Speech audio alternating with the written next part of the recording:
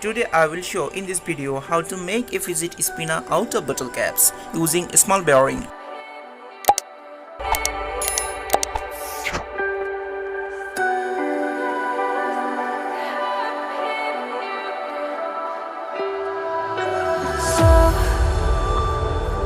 To speak, you're quick to change your mind, and I know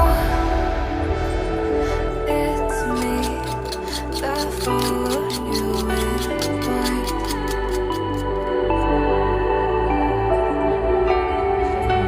I could say that you didn't need, but you wanted me.